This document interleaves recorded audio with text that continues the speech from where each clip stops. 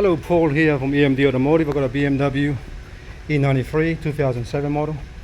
We're actually looking at customer said there's a noise from the rear, so we're going to check the rear shock absorber by bouncing the car. So you can see it. Yeah, bounce it. Yep.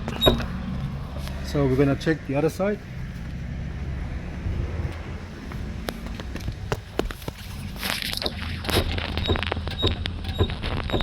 Yep. So it looks like the shock absorber nut has come off or loose from the top, or the top mount is loose as well. So something there is loose. So we got to remove the top mount, which is going to be on this side here, and then have a look properly. Alright, thanks for watching and please subscribe.